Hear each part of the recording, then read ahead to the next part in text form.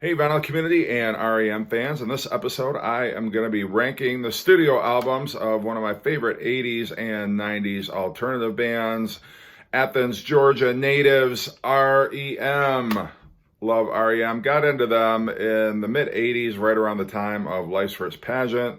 Started buying their albums on cassette and really got into them heavily in my high school and college years. They've got a pretty extensive catalog, 15 albums, so I am going to jump right into it, waste no time. Number 15, Accelerate. This album does nothing for me, really. It's very loud. It's almost trying to be another Monster. R.e.m. showing that they can turn their amps up and they can rock just as hard as any of their contemporary bands, but I think they forgot the hooks, they forgot the melody, they forgot all the things that made R.e.m. great. This far along in their career, they'd really lost the plot. There's some okay moments on here. I like Living Well is the Best Revenge. I like Supernatural is Super Serious. Houston is okay, but beyond that, I can't tell you the last time I listened to this all the way through. I usually just cherry pick it, or if there's the tracks on other compilations.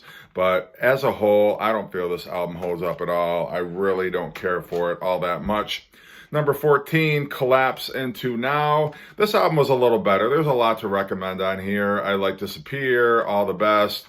Uberlin is a lot of fun. Walk It Back, I think, is a decent track, but there's just not enough on this album to really hold my interest. I don't think it's a terrible album, but I've got a lot of R.e.m. in my catalog, and I don't really listen to this album. Number 13, Up. This was the first album without Bill Berry. They were down to a trio, and they decided that they were going to do a little experimenting. Right from the opening track, I think they were trying to channel Radiohead a little bit. You've got Airport Man, which has kind of got an ambient keyboard melody, a drum machine.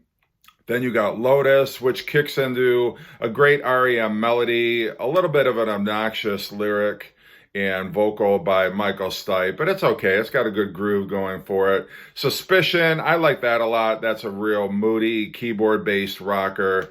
If you can even call it a rocker, it's just kind of a mood piece. I feel like this track reminds me a lot of Radiohead. At My Most Beautiful is a great, there's two tracks on here that remind me a lot of the Beach Boys. Number one is At My Most Beautiful, and then Parakeet is another one. I really enjoy both those tracks. I think At My Most Beautiful is just a beautiful Pet Sounds, Beach Boys, late 60s homage, and I think it's extremely charming, and I like the lyric too. The rest of it is okay. I think there's enough. Day Sleeper is fine. Like I said, Parakeet, I like that a lot. Those are the album highlights for me. Not a great R.e.m. album, but I think they've done worse, obviously. Number 12, New Adventures in Hi-Fi. This was almost their Led Zeppelin 2 album, and I only mean that because they recorded a lot of it on the road. It wasn't like they were in any one studio just laying down these tracks. It's a very diverse album. There's a lot of different types of songs on here. They've got Patti Smith on a track, Ebo the Letter. Right from the opening track, How the West Was Won and Where It Got Us, I like that a lot. It's an interesting track. It's just got a little bit of a piano riff. There's what feels like some tom-toms, not a typical R.e.m. track, but I think it's good enough in its own right. The Wake Up Bomb is okay. I don't think it's fantastic. New Test Leper, I really enjoy that one a lot. I like Departure. Bittersweet Me is a good rock and roll track.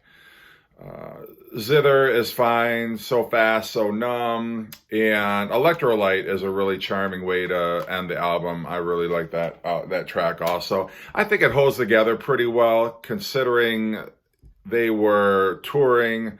I believe it was the Monster Tour when they were recording that album, but there's a lot of great R.e.m. moments. That was the last album as the four of them recording as R.e.m., so just that fact alone, I think, is a reason to recommend that particular album. Number 11, I'm going to go with Around the Sun. I really did not like this album when it came out. It had to grow on me. I heard it.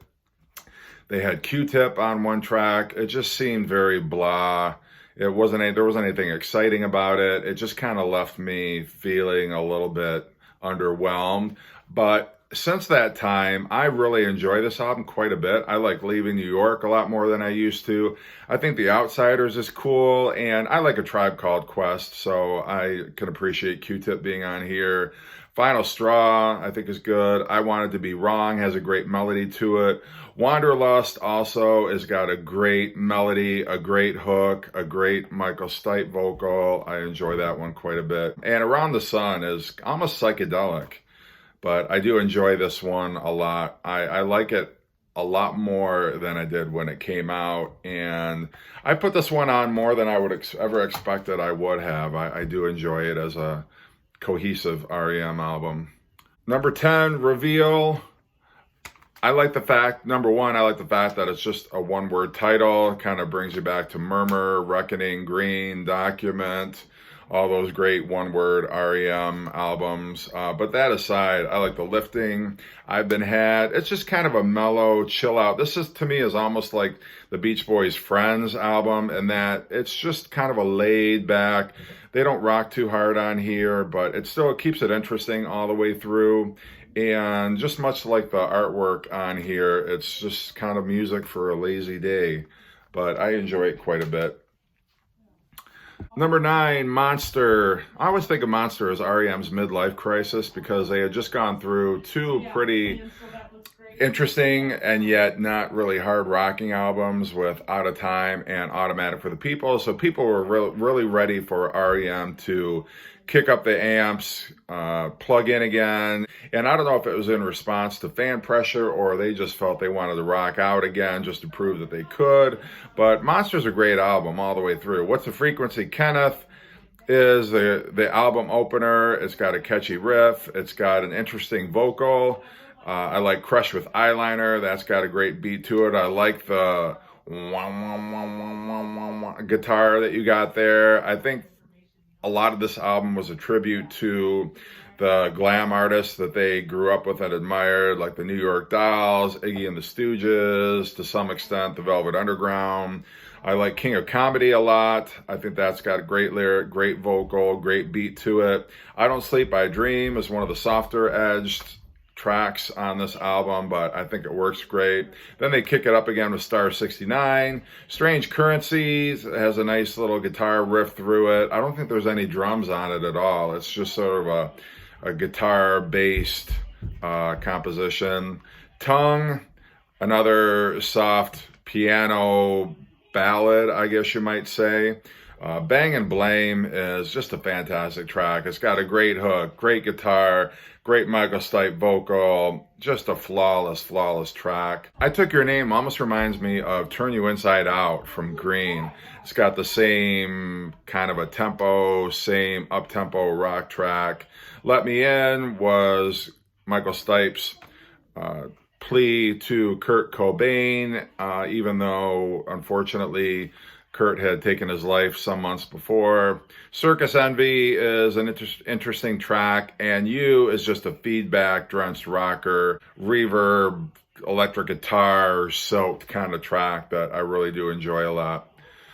Number 8, Out of Time. This was another interesting album when it came out. I really loved the heck out of Green. I thought that was a really great album. And then you open up with Radio Song, which has a great beat to it, but you've got KRS-One in the background rapping and scatting and kind of jumping in on the vocals here and there. And it's got a great groove to it. It's a groovy little track. And at first I was a little startled because I'm not used to hearing anything like rapping on an R.e.m. album, but I think it works. It's a fun track.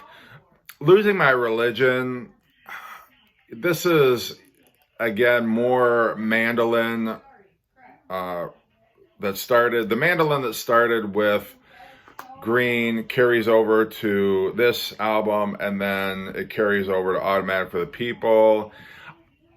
I like Losing My Religion a lot more than I did then. I just really, back then, I wanted another single like The One I Love, or like Stand, or Orange Crush. I just wanted something with some teeth to it.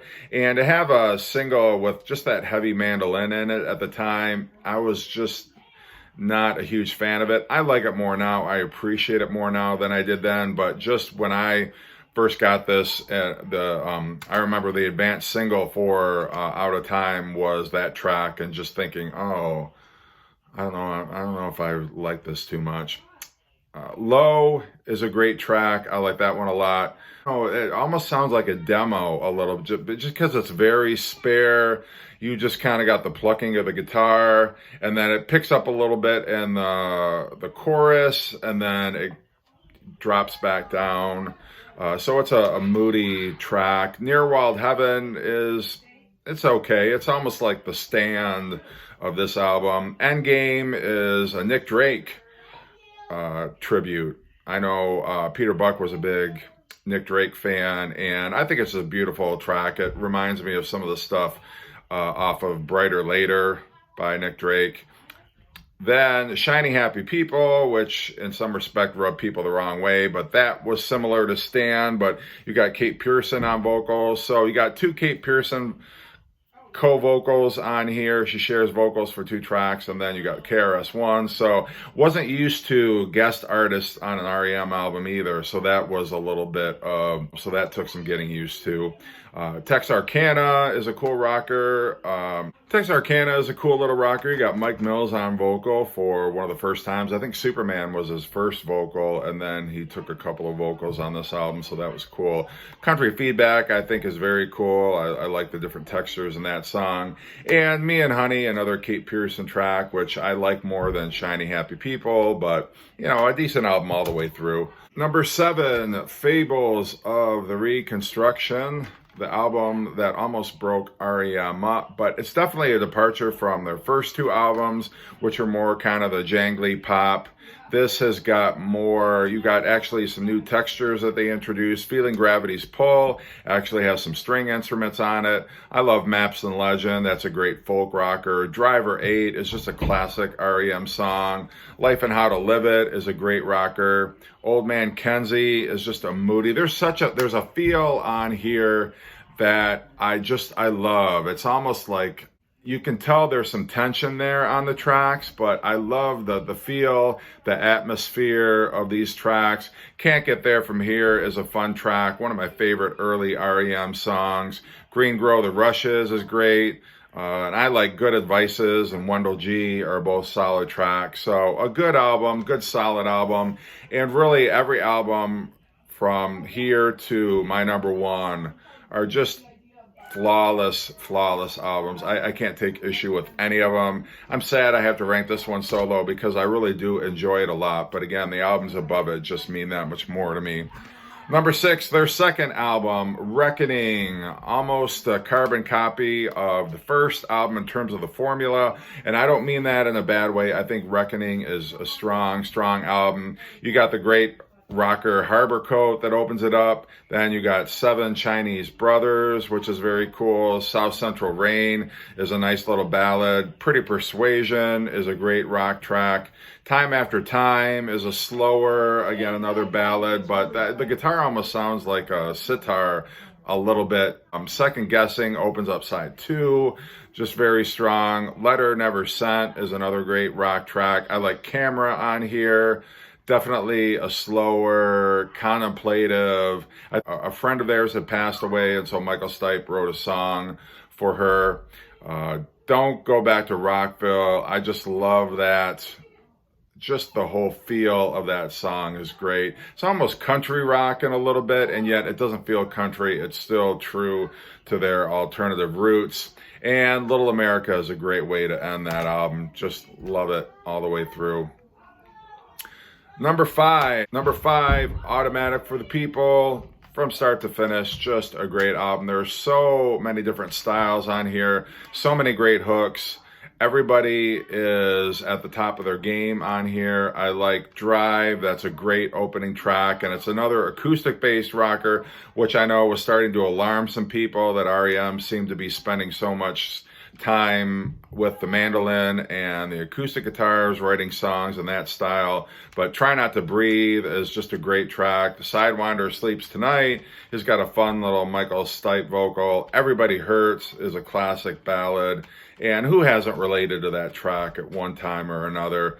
New Orleans Instrumental #1 is a great way to kind of break up side one. Sweetness Follows is a great, quiet, moody track. I love that a lot.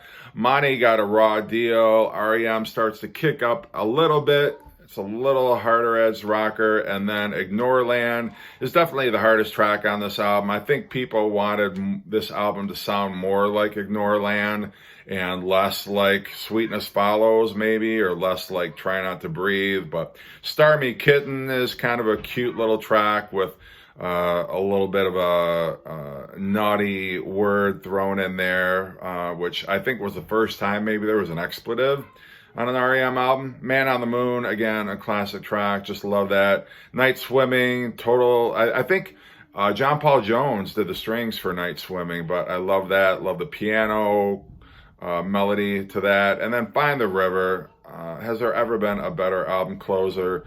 Just a solid. Love this album to death. I'm sorry I couldn't rank it higher.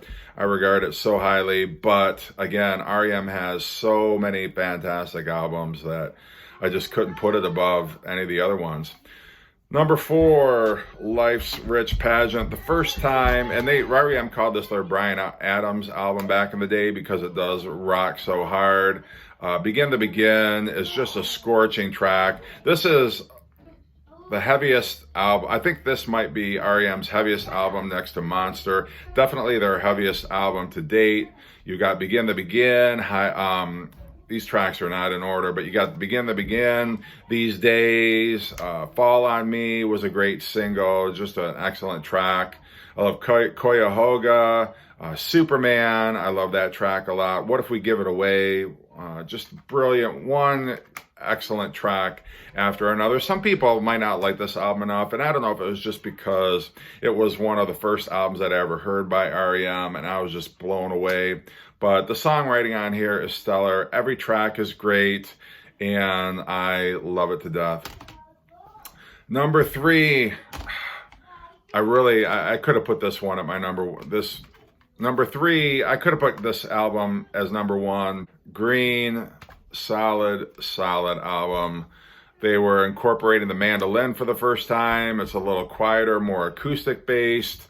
You got some more gentle tracks on here. Pop Song 89 is a great album opener. Just a hilarious, over the top Michael Stipe vocal.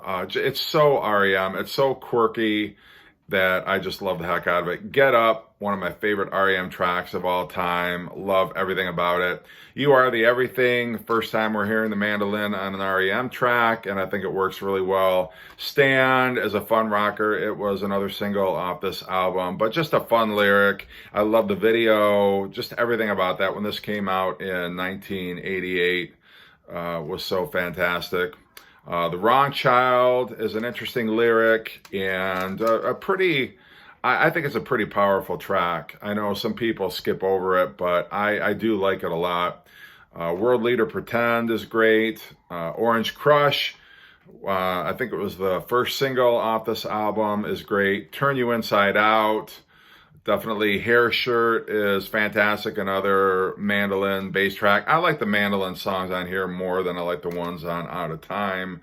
And then the untitled last track is great. I know Bill Berry refused to drum on it, but it's just fun. It's R.e.m. They got kind of a Farfisa organ on it. It's a great melody, great lyric. Michael Stipe sings it well. Just love it. Love this album.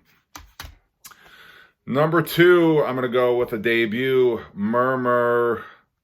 Love this. It's such a fantastic debut album. Radio Free Europe, one of the greatest 80s singles of all time.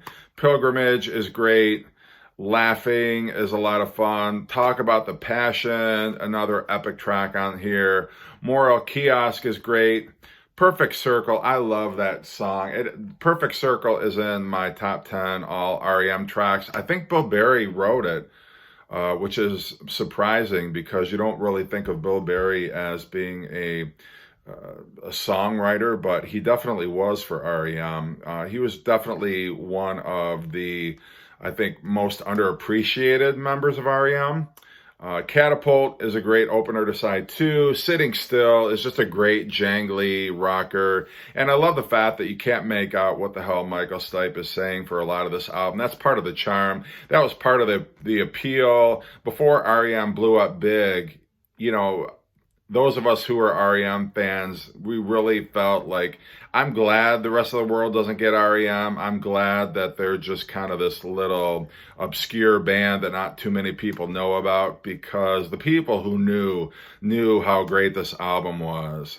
9-9 is great. Shaking Through is fantastic. We Walk. West of the Fields. I'm telling you, this album is one of the best albums of the 1980s. But you know what's an even better album is the last one that I'm going to pick. My favorite R.e.m. album of all time. It's somewhere here in my stack of CDs. Favorite R.e.m. album of all time is Document. Not only was this R.e.m.'s commercial breakthrough, but it is, for my money, their best album of all time. Finest work song, just a great riff there. It's a great, gritty, electric guitar propelled track. Welcome to the Occupation is fantastic. Exhuming McCarthy has a fun little beat to it, great lyric. Disturbance at the Heron House, I love. Strange is a cover track, but I think it works well. It's the End of the World as We Know It, and I Feel Fine. Just an awesome, awesome single. The one I love, which was the track that a lot of people fell in love with. For some people, their first introduction to R.e.m. is great. Fireplace is just a fantastic rocker. Lightning Hopkins is great. King of Birds. Just this entire album, I'm telling you, it is the album that I go to the most. Still sounds as fresh and raw and fun and melodic as it did when I first heard it. I have a lot of great memories of this album, and it is, for me, R.e.m.'s best album. So let me know what you think. There's 15 albums there.